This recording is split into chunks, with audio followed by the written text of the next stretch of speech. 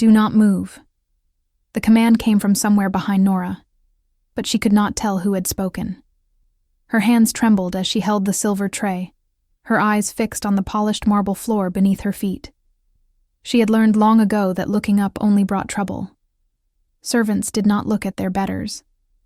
Omegas without wolves certainly did not look at royalty.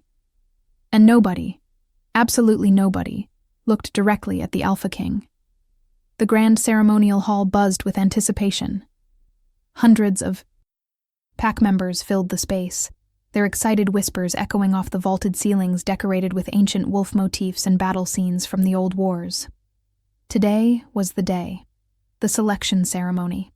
The day King Kieran Blackthorn would choose his future queen from among the most eligible she-wolves in all the territories.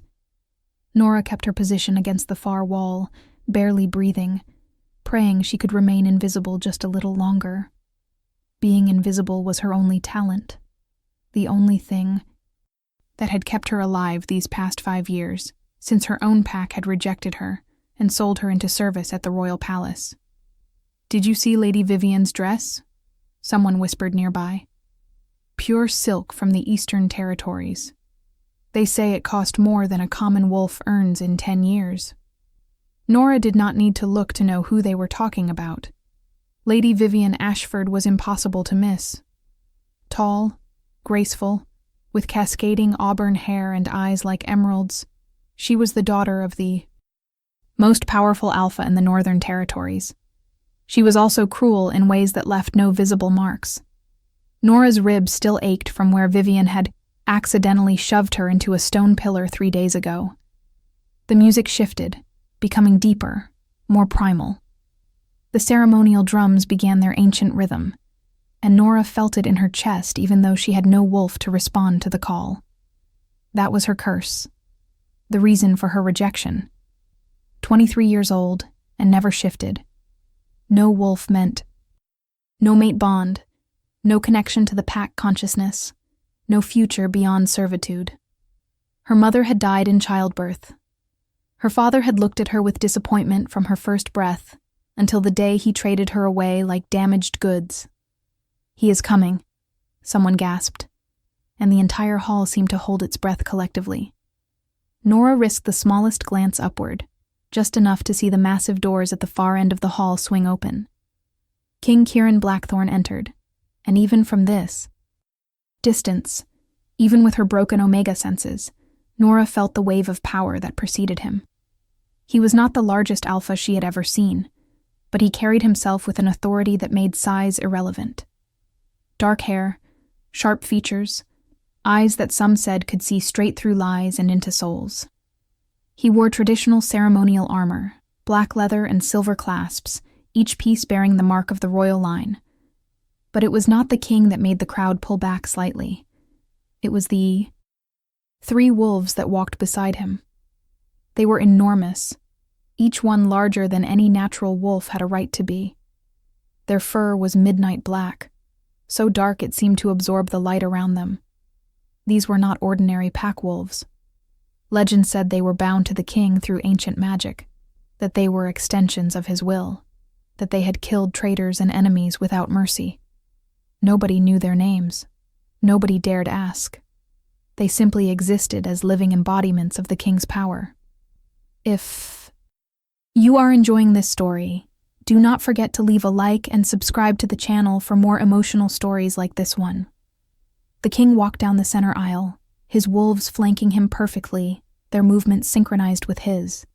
The eligible she-wolves stood in a semicircle near the throne, each one dressed in their finest, each one desperately hoping to catch his attention. Vivienne stood in the center, her position a statement of confidence. She smiled, the kind of smile that looked warm from a distance but never reached her eyes. Nora shifted her weight slightly, her legs aching from standing so long. She had been on duty since before dawn, preparing the hall, ensuring every detail was perfect. After the ceremony, there would be a feast, and she would work until midnight, clearing plates and avoiding wandering hands and cruel comments. This was her life. This would always be her life. She had accepted it, or so she told herself during the long, lonely nights in the servants' quarters. The drums stopped. The silence that followed felt heavy, expectant. King Kieran reached his throne but did not sit. His gaze swept across the assembled she-wolves, his expression unreadable. "You know why you are here," he said, his voice carrying easily through the hall despite not being raised. There was something in that voice, something that made Nora's skin prickle with awareness. The kingdom requires a queen. The bloodline requires an heir. Tradition requires this. Ceremony. He paused, and Nora saw several of the she-wolves straighten, preening under his attention. But understand this. I will not choose based on beauty or politics, or which territory brings the largest dowry. I will choose the one my wolves accept. They have never been wrong. They will not be wrong now. A murmur ran through the crowd. This was unusual. Typically, the king would walk among the candidates, speak with them, allow them to demonstrate their worth through conversation and bearing.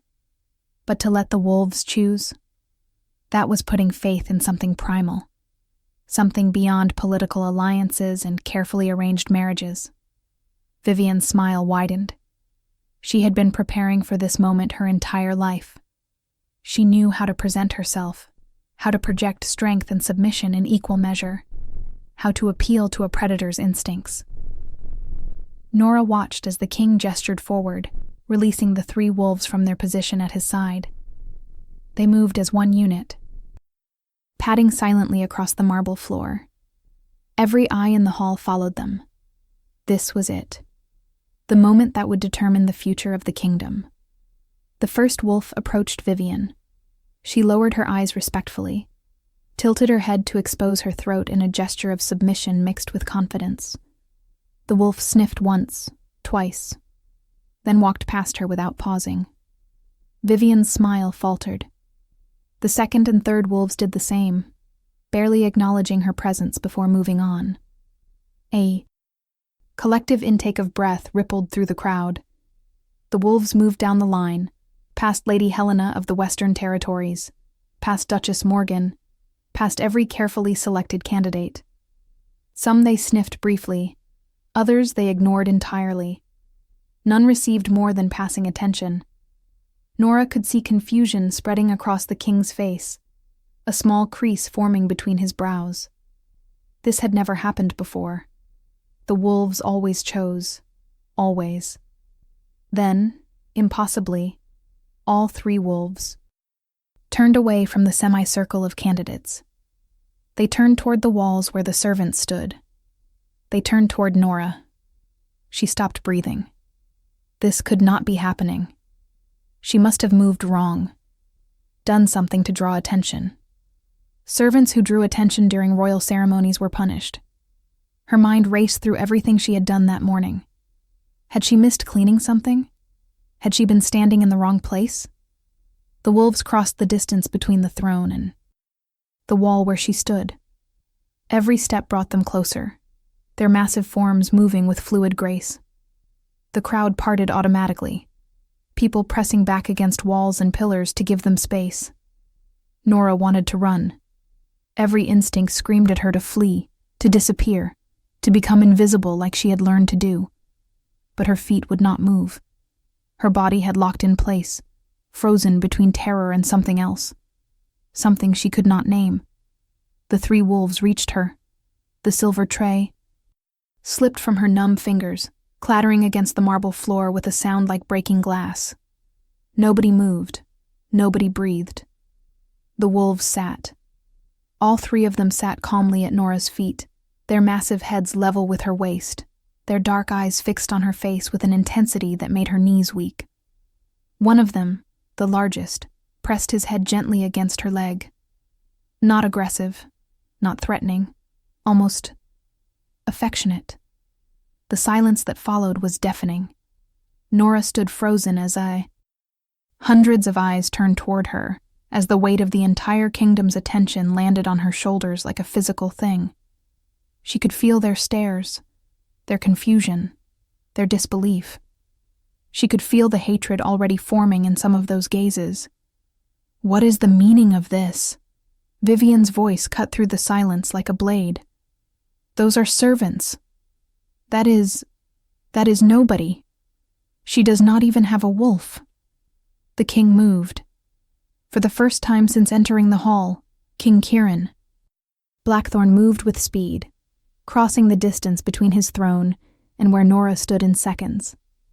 His presence was overwhelming up close. She could smell leather and pine and something wild that made her head spin. She kept her eyes down, staring at the decorative clasps on his armor because looking at his face would surely kill her. "Look at me," he commanded, his voice low and meant only for her. She could not. She physically could not make her eyes obey. Years of training, of learning to be invisible, of understanding that eye contact with an alpha meant challenge or invitation, and she was not foolish enough to offer either. "I said, look at me." His hand came up, fingers gentle but firm under her chin, tilting her face upward. She had no choice but to meet his gaze. His eyes were amber, she realized, like honey held up to sunlight, like the moment between day and night when everything glows gold. And in those eyes, she saw confusion that matched her own, saw questions that had no answers, saw something that looked almost like recognition even though they had never spoken, had never even been in the same room before today. "What is your name?" he asked. Her mouth was dry. Words stuck in her throat like stones. "Nora," she finally managed, her voice barely above a whisper. "Nora Bennett, Your Majesty. Nora Bennett." He repeated her name slowly, as if testing how it felt. The largest wolf made a low sound, not quite a growl, not quite a whine. Kieran glanced down at his wolves, and something passed between them. Some communication Nora could not interpret. When he looked back at her, his expression had changed. The confusion was still there, but underneath it was something harder, something that looked like determination. "How long have you worked in the palace?" 5 years, Your Majesty." "And in all that time, have you ever been near my wolves before?" She shook her head. "No, Your Majesty. I was told to stay away from them. Everyone was told to stay away from them. Yet here they are." He gestured to the 3 massive animals sitting peacefully at her feet.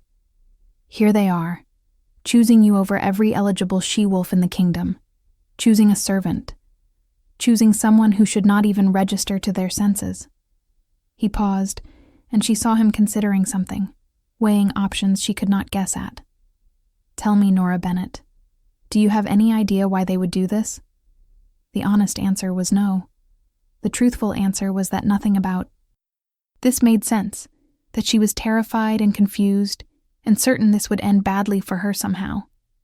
But before she could form any response, Vivian's voice rang out again, louder this time, filled with barely contained fury. "This is absurd. She must have done something, used some trick, some scent, some manipulation. Everyone knows she is wolfless. She cannot possibly be a suitable mate for the king. This ceremony is a mockery." Murmurs of agreement rippled through some parts of the crowd, though others remained silent, watching with hungry curiosity to see how this unprecedented situation would resolve. The king did not take his eyes off Nora. "My wolves have never been wrong," he said, his voice carrying through the hall. "Not once in 10 years have they chosen incorrectly. They sense things we cannot. They know things we do not." He paused, and Nora saw the corner of his mouth quirk slightly. "It seems they have made their choice very clear. But she is nobody," another voice called out. This one belonging to Lord Marcus, one of the Northern Territories' council members. "No lineage, no pack, no wolf. Surely your Majesty cannot be considering." "What I consider is my concern." Kieran cut him off, his tone sharp enough to end any further objection instantly. He turned back to Nora, and she saw him studying her with new intensity, as if trying to see past the servant's uniform and years of practiced invisibility to something underneath. "Can you shift?" he asked. Quietly. No, Your Majesty. I never have. Have you tried? Many times. It never works. I am told my wolf is dormant or absent entirely. Something flickered in his eyes at that. Dormant is not the same as absent, he said, almost to himself. Then, louder, addressing the crowd. The ceremony is concluded. The wolves have chosen. Whatever that means, whatever comes next, we will discover together. What do you think will happen next? Leave your predictions in the comments below. Chaos erupted. Voices rose in protest and shock, people pushing forward and back, trying to process what had just happened. Nora stood in the center of it all, the three wolves still calmly seated at her feet like ancient guardians. The king still close enough that she could feel the heat radiating from him. This was impossible. This was a mistake. This would get her killed. She knew it with absolute certainty. And yet, when one of the wolves pressed against her leg again, she felt something stir deep inside. Her. Something that had been sleeping for so long, she had forgotten it existed. Something that whispered, "Finally, finally, finally." The king's hand was still under her chin.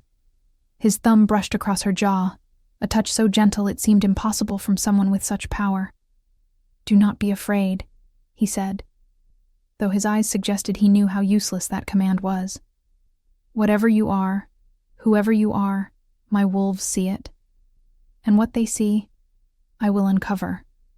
Nora wanted to ask what that meant. Wanted to demand answers, to understand why this was happening, to have some control over a situation that had spun so far beyond her comprehension. She felt like she was drowning. But before she could speak, Vivian pushed through the crowd. Her beautiful face twisted with rage, barely concealed beneath a veneer of concern. "Your Majesty," she said, her voice dripping with false sweetness. "Surely you see this cannot stand. The council will never accept it. The territories will revolt. This girl has no training, no education, no understanding of what it means to stand beside a king. She cannot even shift. How can she be expected to bear strong heirs, to lead in times of war, to do any of the things a queen must do?" Every word was a knife, and Vivian knew exactly where to place them for maximum damage. Nora felt herself shrinking inside, felt all her old insecurities rising up to confirm what the she-wolf was saying. Of course this was wrong. Of course she was inadequate. She had always been inadequate. That was her defining characteristic. The king's jaw tightened. "Lady Vivian," he said, his tone formal and cold. "I appreciate your concern for the kingdom. However, I do not recall asking for your opinion on this matter." Vivian's eyes flashed, but she dipped her head in forced deference. "Of course, Your Majesty. I only wish to serve the kingdom's best interests."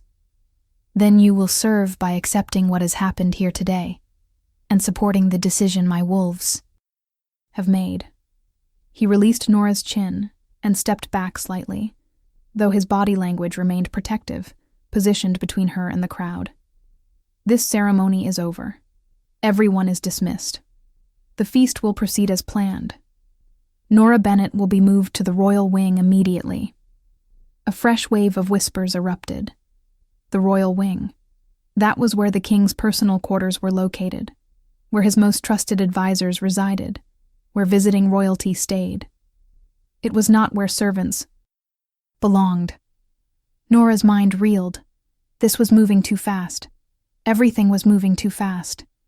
She needed to think, to understand, to figure out what was happening to her.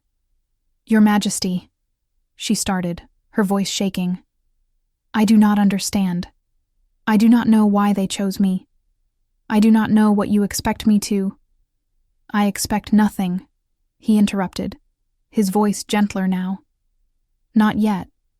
First, we discover why 3 wolves bound by ancient magic have decided that a supposedly wolfless Omega is worthy protection. Of their. Then we determine what comes next." He gestured to someone in the crowd, and a woman stepped forward. She was middle-aged, with kind eyes, and the bearing of someone used to authority. "This is Margaret, head of the palace household.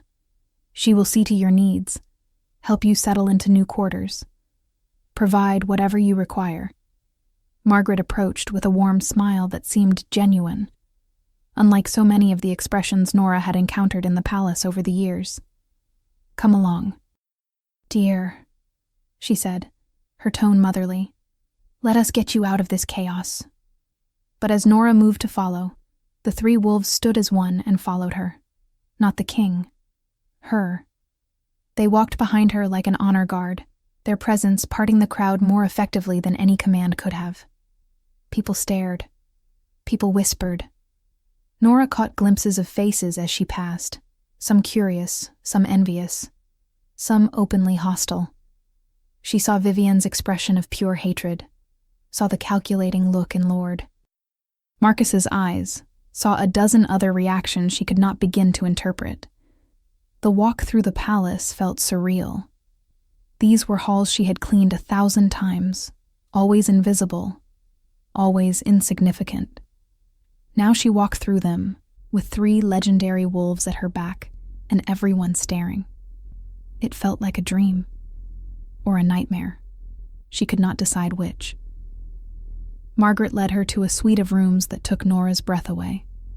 High ceilings, enormous windows overlooking the mountain ranges. Beyond the palace, furniture that looked like it belonged in a museum rather than a bedroom.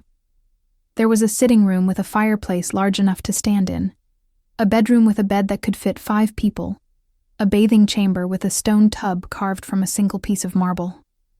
"I cannot stay here," Nora said immediately. "This is too much. There has been some mistake." "The king does not make mistakes," Margaret replied firmly but kindly. "And his wolves certainly do not. Whatever the reason, dear, you are meant to be here. Now let us get you cleaned up and into something more appropriate than a servant's uniform. The feast begins in 2 hours." The wolves had followed them inside, and now arranged themselves around the room, each taking a position that allowed them to watch both Nora and the door. They showed no signs of leaving. "Will they always—" Nora gestured vaguely at the massive animals. "Will they always follow me now?" Margaret smiled. "It appears so. They have bonded with you. That is extraordinarily rare. Most wolves only bond with the king himself. For them to choose someone else, to choose you." She trailed off, studying Nora with new interest. "There is more to you than meets the eye, child. Of that I am certain." After Margaret left, promising to return with appropriate clothing and someone to help her prepare for the feast, Nora found herself alone for the first time since the ceremony. Alone except for 3 giant wolves at least. She moved to the window, looking out at the mountains in the distance. The sun was beginning to set, painting the sky in shades of orange and purple. It was beautiful. She had never taken time to notice beauty before. There had been no point when every moment was consumed with survival. One of the wolves approached, the largest one that had first pressed against her leg. Up close, she could see his eyes were not pure black as she had thought, but a very dark gray, almost silver in certain lights. He sat beside her, his shoulder level with her hip, radiating warmth and something else. Something that felt almost like comfort. Tentatively, hardly believing her own daring, Nora reached out and placed her hand on his head. His fur was surprisingly soft, thick, and warm. He leaned into her touch, making that low sound again, and something inside Nora's chest twisted painfully. When was the last time anyone had allowed her touch without flinching away? When was the last time she had felt wanted instead of tolerated? "Why did you choose me?" she whispered to the wolf. "I am nobody. I have nothing to offer. I will only disappoint everyone." The wolf looked up at her with those intelligent gray eyes, and Nora had the strangest sensation that he understood, that he was trying to communicate something she could not quite grasp. Then she felt it, a flutter inside her chest, like a bird trying to escape a cage, a warmth that spread through her veins, unfamiliar and startling. her breath caught. What? The sensation faded as quickly as it had come, leaving her gasping and confused. The wolf pressed closer, and the other two moved in as well, surrounding her with their presence. It should have felt threatening. Instead, it felt protective. Safe. For the first time in 5 years, Nora felt safe. She sank down to the floor, her legs unable to support her anymore, and the wolves adjusted with her, creating a circle of fur and warmth around her. Tears came then, unexpected and overwhelming. She had not cried in years. Crying accomplished nothing except making her face blotchy and her nose run. But now the tears came anyway, releasing pressure she had not known she was carrying. Margaret returned to find her on the floor, surrounded by wolves, crying silently into midnight black fur.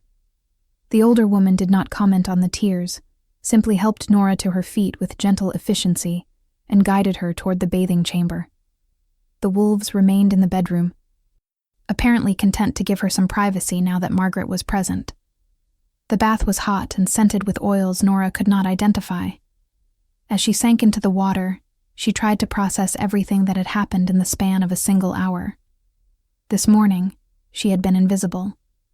Now she was staying in royal quarters, bonded to magical wolves, and apparently expected to attend a feast as a guest rather than a servant. It was too much. Her mind could not hold it all. After the bath, Margaret helped her into a dress that must have cost more than Nora had earned in her entire 5 years of service.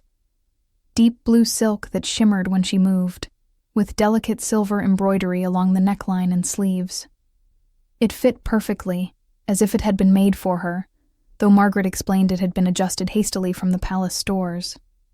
"You clean up beautifully," Margaret said, stepping back to admire her work.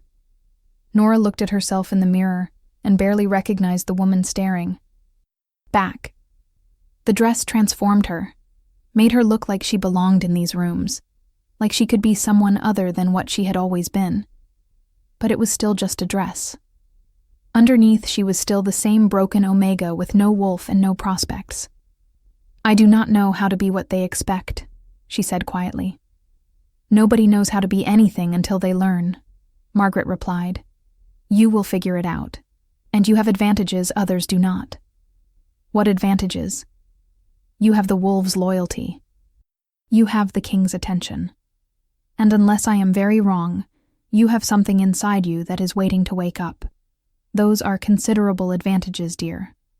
Use them wisely." The feast was even more overwhelming than the ceremony. The great dining hall was filled with long tables laden with food Nora had only ever prepared but never tasted. Hundreds of pack members filled the space, their voices creating a constant roar of conversation. And at the head of it all sat King Kieran Blackthorn with an empty chair beside him. That chair was meant for her. Everyone knew it. Every eye tracked Nora as she entered, the 3 wolves still faithfully at her side. The weight of attention was suffocating. She wanted to run, to hide, to return to the servants' quarters, where at least she knew her place. But the wolves kept moving forward, gently herding her toward the high table, and she had no choice but to follow where they led.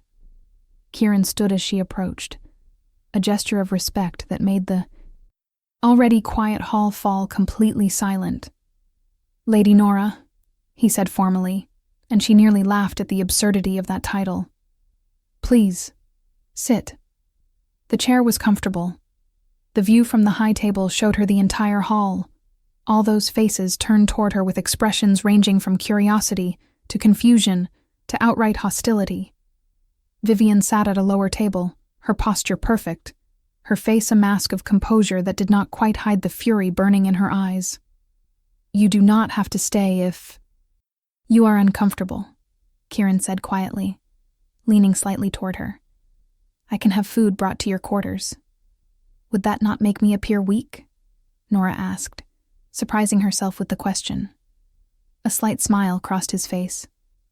"Possibly, but strength is not always found in enduring discomfort for the sake of appearances." "Then everyone here is weak," she replied, gesturing subtly at the room. Because I assure you, everyone is uncomfortable right now. He actually laughed at that, genuine sound that seemed to surprise him as much as it surprised her. You are not wrong, he admitted. Very well. We endure together then.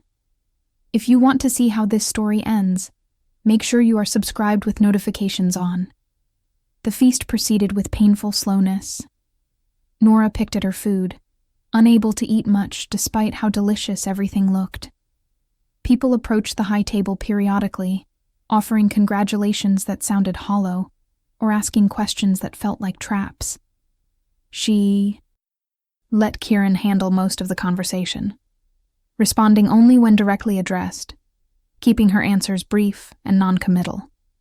But she watched. She observed. She noticed who congratulated them and who avoided eye contact.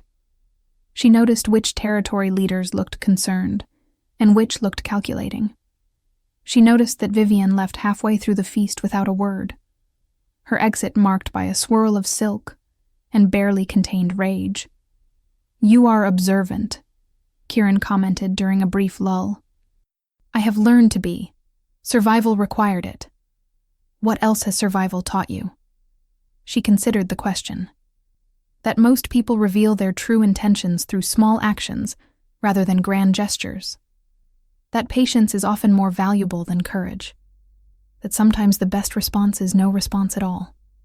He studied her with those amber eyes, and she felt exposed in a way that had nothing to do with the dress or the public attention. You are not what I expected, he said finally. What did you expect? I do not know. But not someone who speaks with such clear-eyed pragmatism. Not someone who observes and analyzes rather than simply reacting. He paused. Tell me, Nora Bennett, what do you want from all this? The question caught her off guard. What did she want? She had spent so long focused on survival that she had never allowed herself to want anything beyond basic safety. I want to understand why this is happening, she said honestly. I want to know why the wolves chose me. She stopped, unsure if she should voice the rest. Go on. I want to know if I am broken or if there is something in me that I have never been able to reach. I want to know if I could have had a different life, a different future, if circumstances had been different. She met his gaze directly for the first time by choice rather than command. I want to matter, even if only for a little while.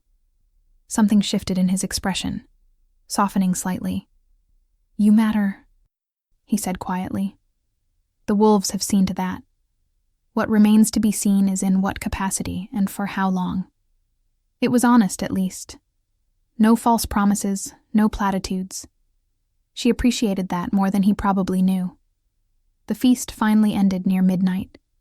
Nora's feet ached in the delicate shoes Margaret had provided, and exhaustion pulled at her like a physical weight. The wolves escorted her back to her new quarters, with Kieran walking alongside, apparently content to ensure she arrived safely. Tomorrow things will begin in earnest, he said as they reached her door. There will be questions, tests possibly. The council will want to understand what happened today. I will want to understand it. But tonight, rest. You have earned it. She wanted to argue that she had done nothing to earn anything, but she was too tired. Instead, she simply nodded and reached for the door handle. His hand covered hers, stopping her.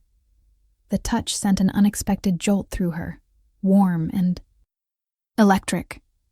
Nora, he said, and there was something in the way he spoke her name that made her breath catch. I do not know what the wolves saw in you, but I intend to find out, and I suspect when we do, it will change everything.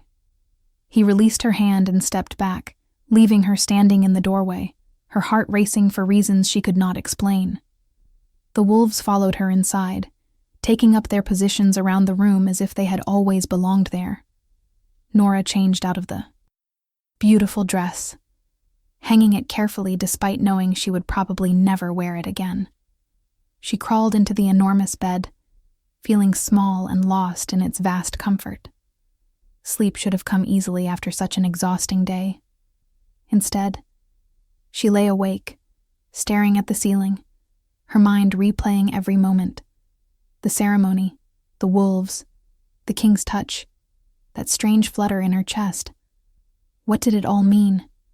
One of the wolves, the largest one, jumped onto the bed despite its massive size. He settled beside her, his warmth seeping through the blankets, his presence somehow comforting rather than alarming. Nora reached out, resting her hand on his back, feeling his breathing slow and steady. "What am I?" she whispered into the darkness. The wolf did not answer, of course. But somewhere deep inside, in that place where she had always felt empty and broken, something stirred again. That same flutter, that same warmth. Like something waking up after a very long sleep.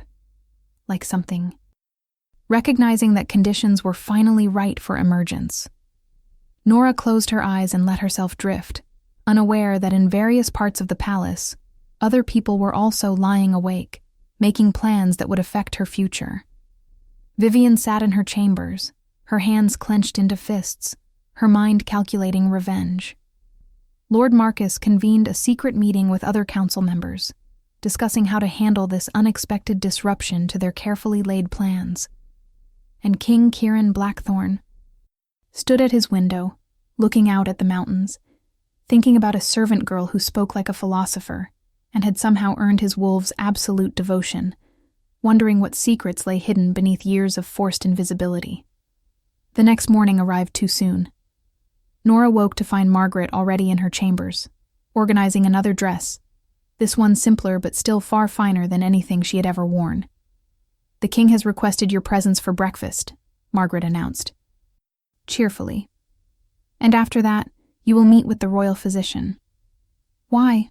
Nora asked, sitting up carefully so as not to disturb the wolf still sleeping beside her.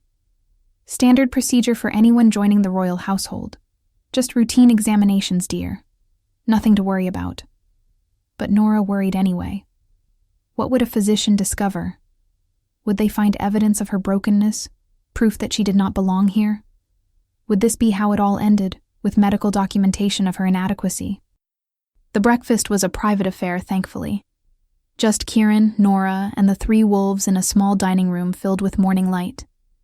It felt strangely domestic, almost normal, despite the extraordinary circumstances that had brought them together. "Did you sleep well?" Kieran asked as she sat down. "Eventually," she answered honestly. "The bed is very comfortable. Unfamiliar, but comfortable. You will adjust." He poured tea for both of them, a surprisingly mundane action from a king. "Today will bring new challenges. The royal physician, as you have heard. After that, the council will want to meet you. They will have questions." "What should I tell them?" "The truth. You know nothing more than they do about why this happened." He paused, studying her over his teacup. "Unless you have remembered something? Any detail? Any moment from your past that might explain why 3 magically bound wolves would choose you over every eligible she-wolf in the kingdom?" Nora thought back. Through her life, but there was nothing extraordinary to find. Just years of rejection and service, of learning to be small and invisible, of surviving rather than living. "No," she said, "there is nothing. I am nobody from nowhere, with no lineage worth mentioning and no gifts worth noting. My wolves disagree. Your wolves may be mistaken." She said it before she could stop herself, then froze, expecting anger at her contradiction. Instead, Kieran smiled slightly. "They are never mistaken. Which means there is something about you that everyone, including you yourself, has missed." He leaned forward, his expression intense.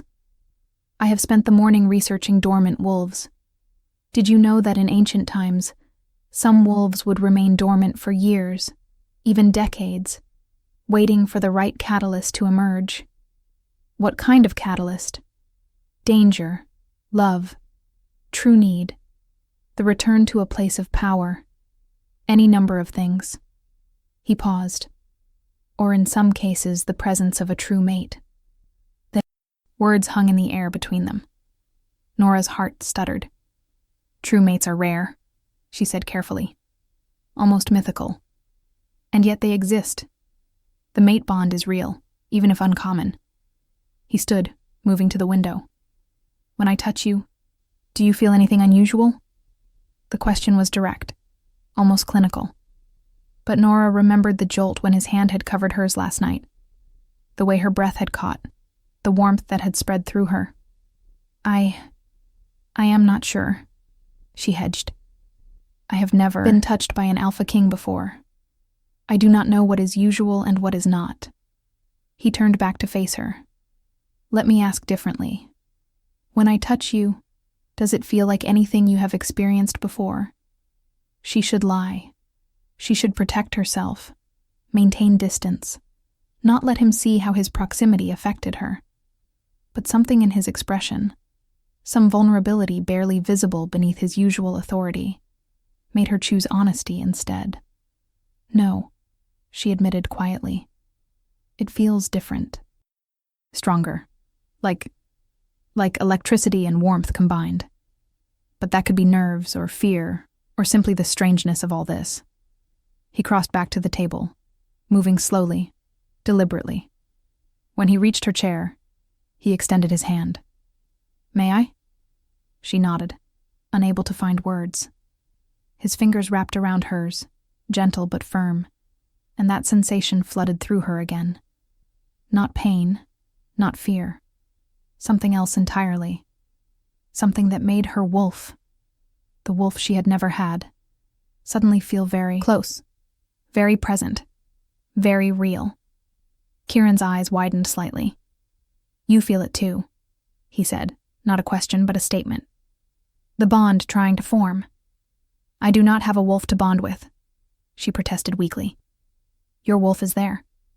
I can sense it now, closer than before. My presence is drawing it out."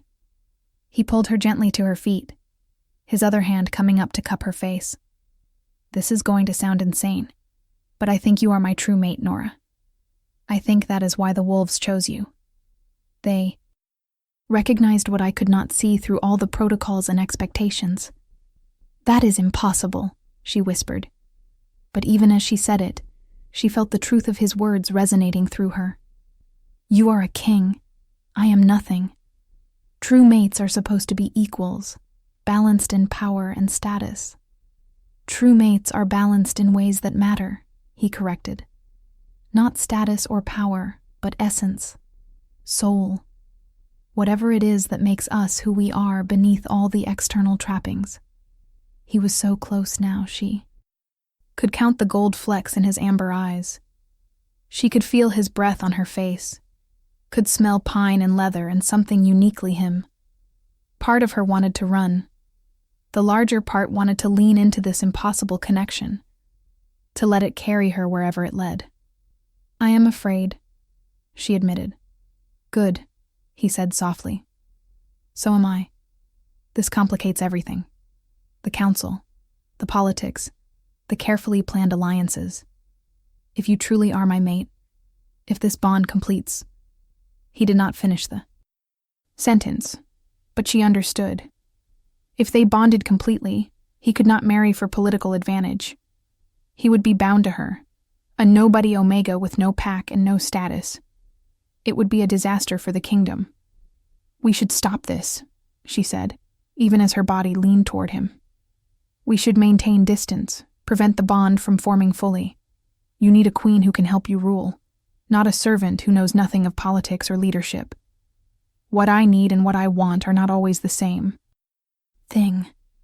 His thumb traced along her jawline, sending shivers down her spine. "And what the fates have decided matters more than what the council prefers." Before she could respond, before she could think through all the reasons this was a terrible idea, he kissed her. It was gentle at first, questioning, giving her space to pull away if she wanted. She did not want. She kissed him back, rising on her toes to close the small distance between them, her hands finding their way to his shoulders, his chest, anywhere she could reach. The world tilted. That flutter in her chest became a roar, became a presence demanding recognition. Heat flooded through her, power she had never felt, never imagined she could contain. And beneath it all, something else stirred, something that had teeth and fur, and had been waiting so very long to be acknowledged. Kieran pulled back suddenly, his eyes wide. "Your eyes," he breathed. "Nora, your eyes just flashed gold." She blinked, disoriented, still caught in the sensations flooding through her. "What?" "Gold, like a wolf's eyes during a shift. Your wolf is there, Nora. She is waking up." The door burst open. Margaret stood in the doorway, her expression urgent. "Your Majesty, forgive the interruption, but the council has called an emergency meeting.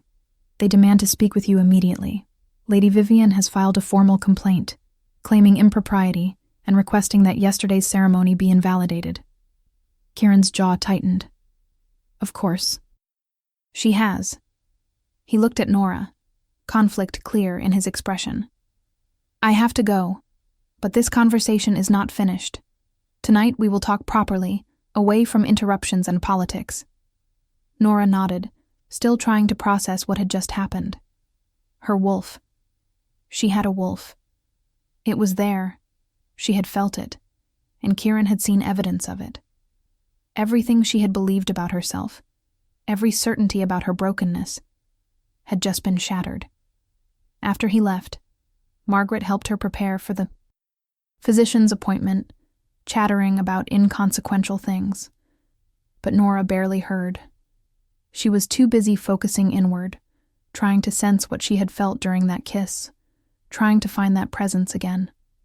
It was there, faint but real. A consciousness that was not quite her but not quite separate either. A wolf, dormant for 23 years, finally beginning to stir. The royal physician was a stern older man named Dr. Aldrich, who examined her with clinical efficiency. He checked her eyes, her reflexes, listened to her heart, drew blood for testing. Through it all, he maintained a professional detachment that was somehow more comforting than false friendliness would have been. "You are healthy," he announced finally. "Remarkably so, actually, considering your history of service work. No deficiencies, no weaknesses. Strong bone structure, excellent cardiovascular health." He paused, studying her with new interest. "And, unless I am very wrong, signs of an emerging shift. Your hormone levels are beginning to spike in ways consistent with a first transformation." "But I am 23, Nora protested. "The first shift happens in adolescence or not at all." "Usually," he agreed. "But there are documented cases throughout history of late bloomers. Wolves suppressed by trauma, by circumstance, by magic. Wolves waiting for the right conditions." He made notes in his records. "I will want to monitor you closely over the next few weeks. The first shift at your age could be complicated, dangerous even, if not properly managed." Dangerous. Of course it would be dangerous. Nothing in her life had ever been simple or easy. Why would this be any different? That afternoon, while Kieran dealt with the council and their concerns, Nora found herself back in her quarters, restless and uncertain. The wolves remained with her, their presence constant and comforting. She tried to rest, to process everything that had happened in the past 24 hours, but her mind would not settle. A knock at the door interrupted her spiraling thoughts. She opened it to find a young woman about her own age, with kind brown eyes and an uncertain smile. "I am sorry to intrude," the woman said. "I am Cassandra. I work in the palace archives. I heard about what happened at the ceremony and I thought you might want to know something." "Know what?" "May I come in?" Nora stepped aside, letting her enter. Cassandra looked around the luxurious quarters with wide eyes, before turning back to Nora. "I have been researching your family name. Bennett.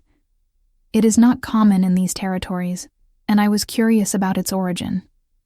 I do not know much about my family, Nora admitted. My mother died when I was born. My father never spoke of his lineage.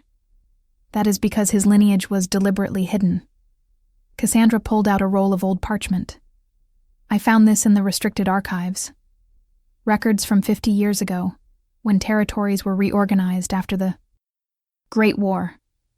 Nora took the parchment carefully. The writing was faded but readable.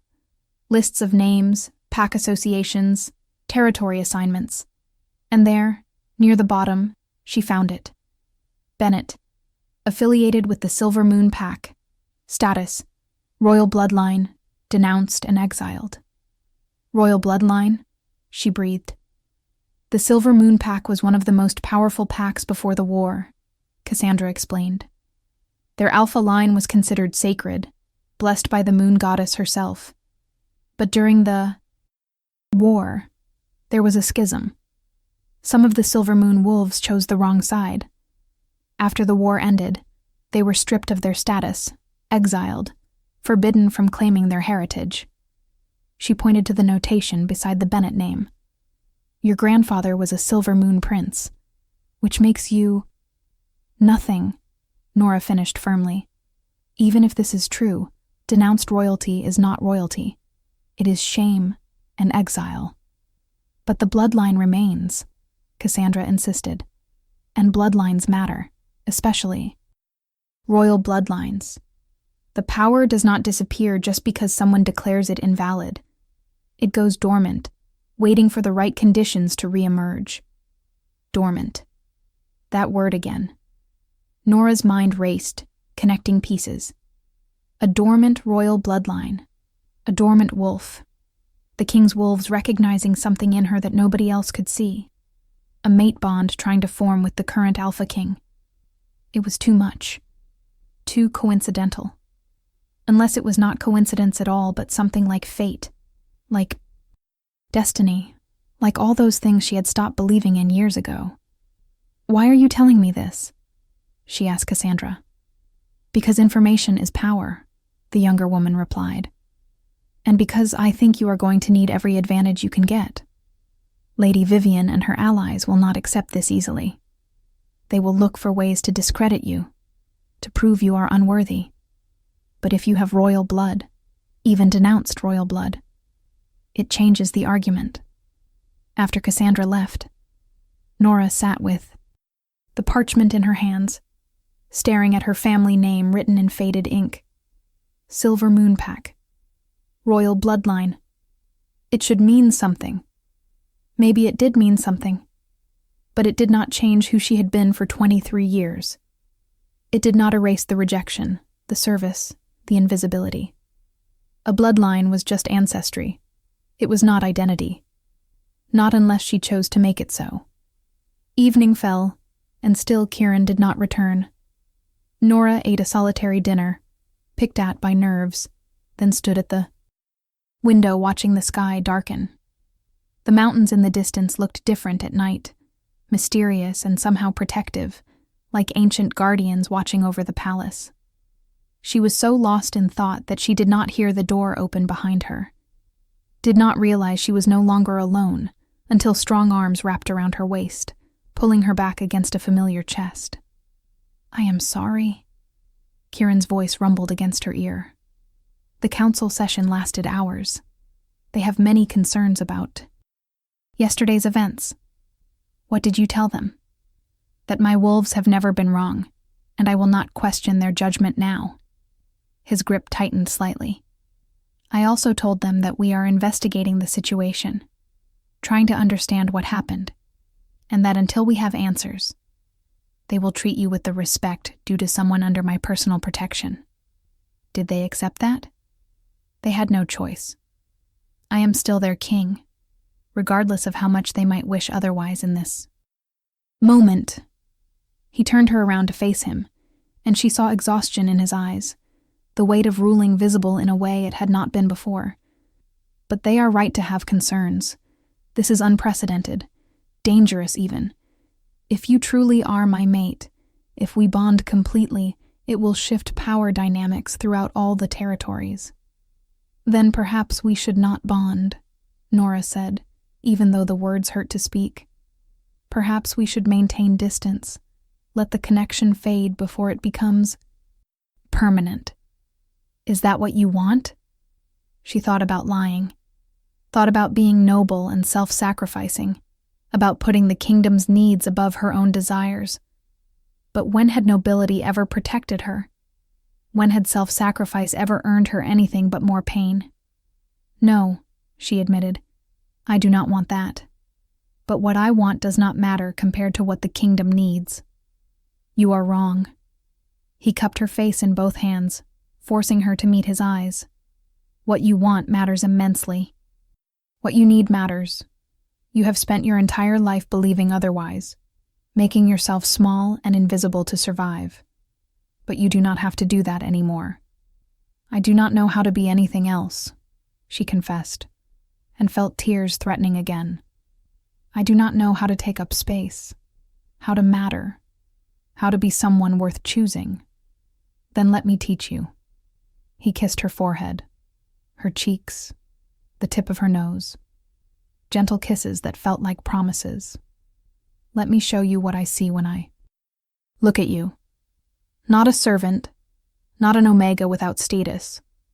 I see strength that has been tested and not broken. I see intelligence that has been forced to hide itself. I see beauty that has been overlooked because people only saw what they expected to see. He kissed her lips then, deeper than before, and that heat flooded through her again. The wolf inside her rose to meet it, pressing forward, demanding recognition. Nora gasped, pulling back. Something is happening, she managed. I can feel it. The wolf. She wants out. Let her, Kieran encouraged. Do not fight it. Your body knows what to do, even if your mind does not. I am scared. I know, but I am here. And my wolves are here. We will not let you face this alone. The transformation began without her permission. Her body making decisions her mind could not control. Pain lanced through her, sharp and overwhelming. Her bones shifted, restructuring themselves in ways that should be impossible. She cried out, and Kieran caught her, lowering them both to the floor, holding her through the agony. The three wolves surrounded them, their presence somehow helping, easing the worst of the pain through means she could not understand. Breathe, Kieran commanded. Through the pain. Let it happen. She tried. Gods, she tried. But it hurt so much, and the fear was nearly as overwhelming as the pain. What if she was doing it wrong? What if something broke that could not be fixed? What if she ended up trapped between forms, neither human nor wolf, but some horrible combination of both? Look at me, Kieran demanded, his voice cutting through her panic. Nora, look at me. Trust your body. Trust your wolf. She has been waiting for this moment her entire life. She knows what to do. The pain peaked, became unbearable, and then suddenly broke.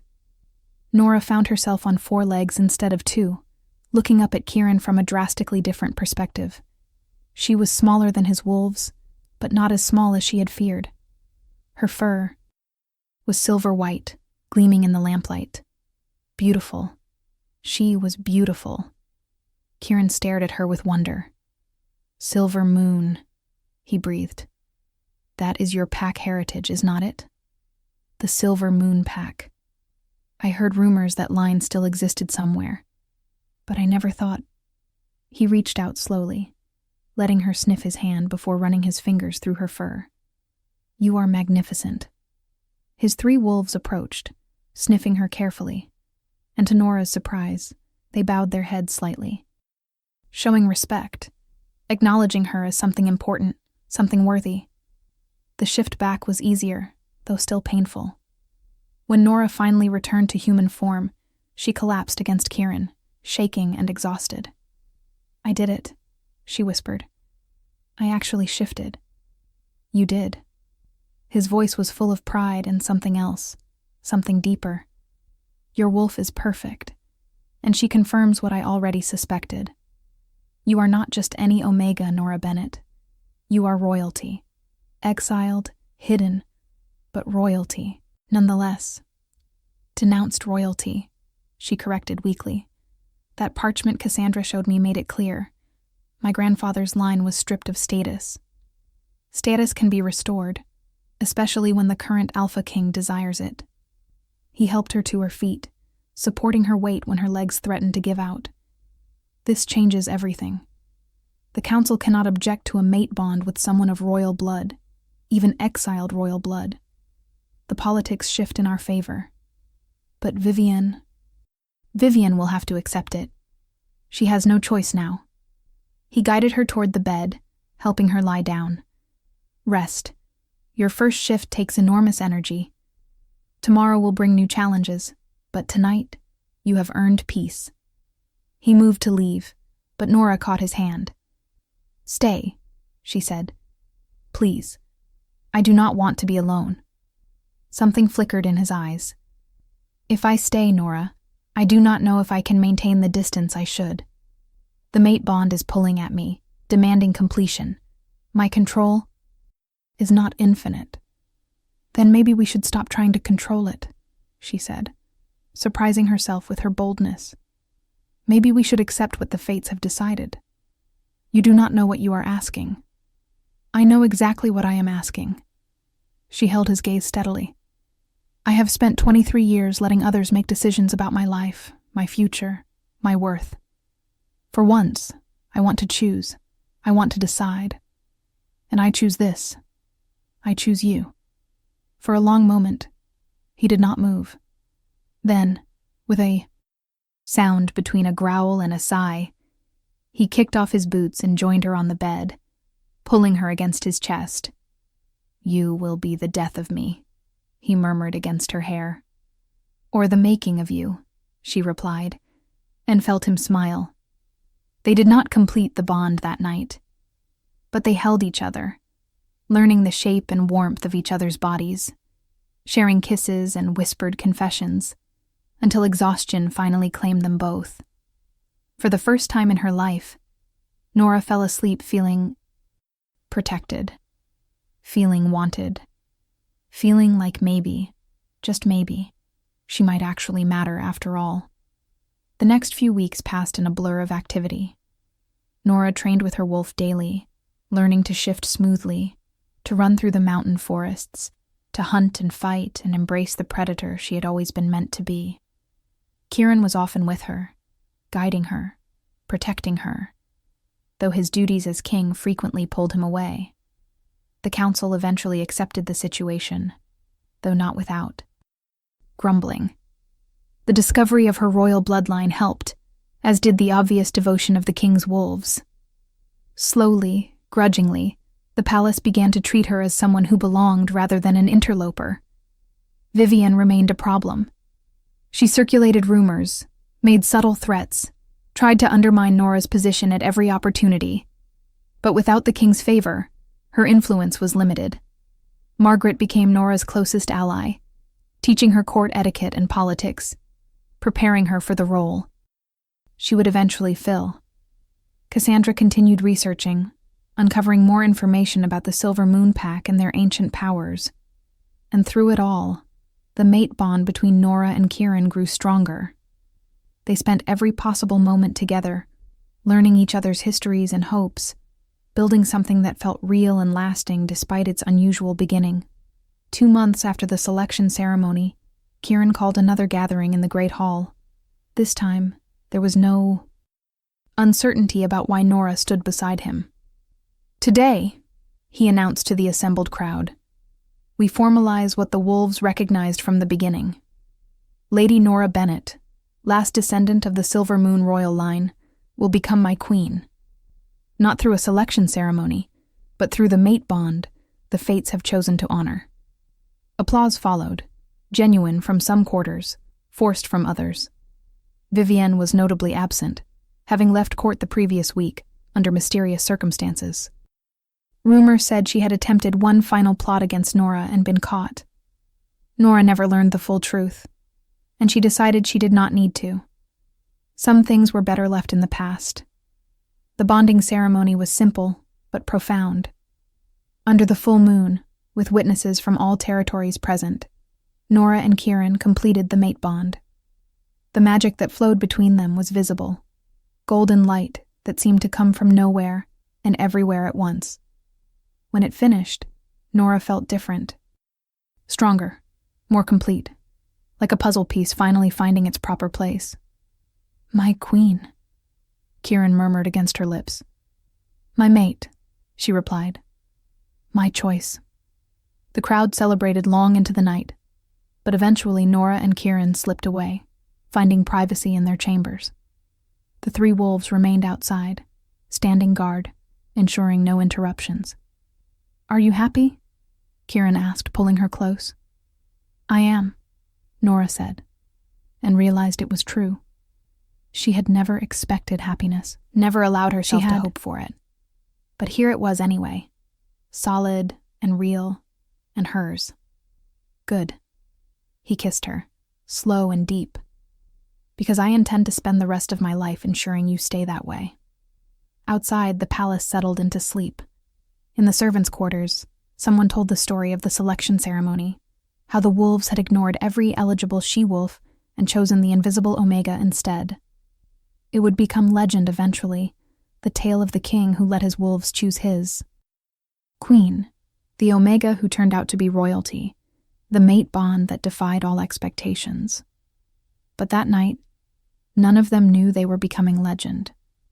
They only knew they had found each other against impossible odds, and that sometimes, just sometimes, the wolves knew better than anyone what was truly meant to be.